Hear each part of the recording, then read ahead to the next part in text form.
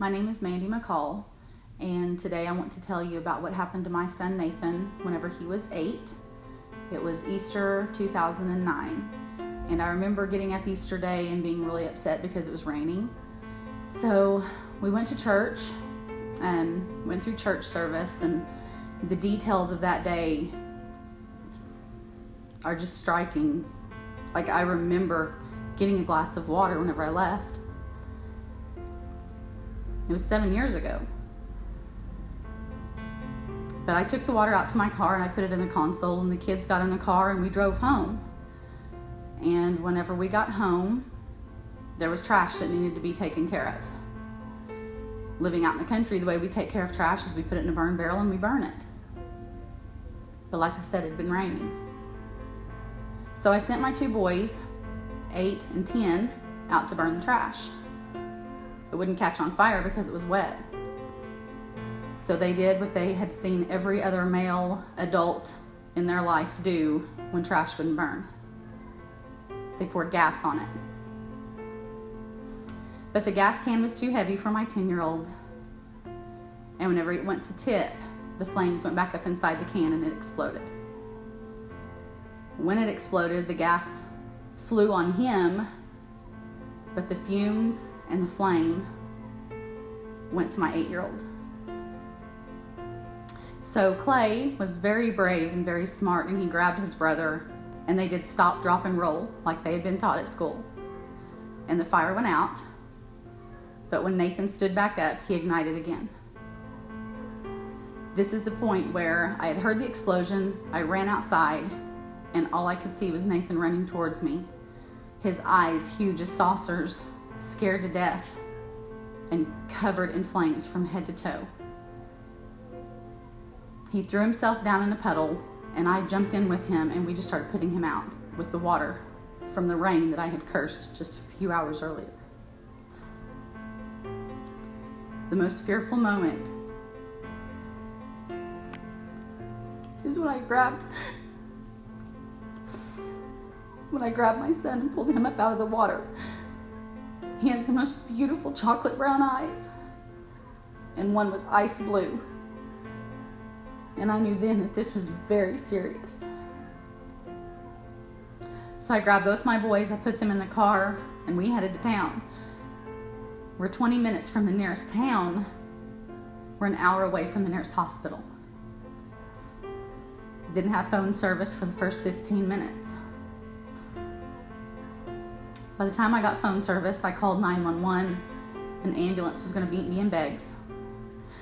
They immediately gave Nathan pain medicine and put him in a shock blanket because his body was going into shock. It took several hours for the process to take place, even though it seems like it was just minutes.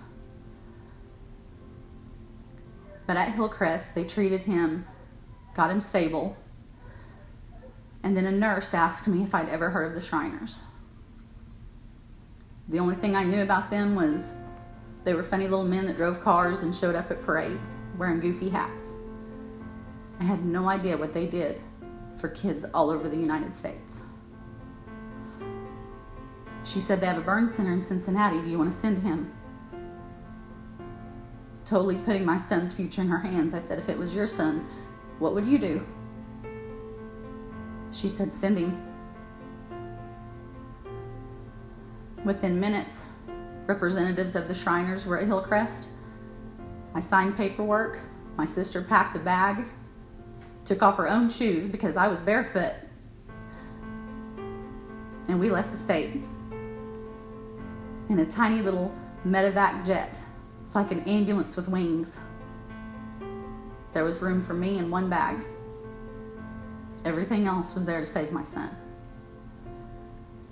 When we left Oklahoma, they said 50% of his body was burned. We landed in Cincinnati early the next morning, and they immediately went to work to save his life.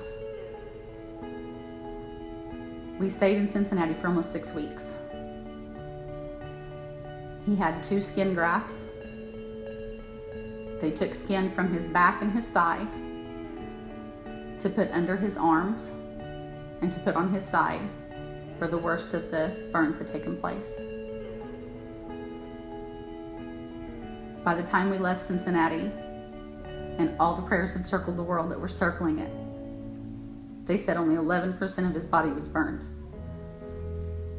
God answered our prayers through the entire process. He was burned under both arms. We were afraid he wasn't going to be able to have a good range of motion because the scar tissue doesn't stretch. Nothing stops him now.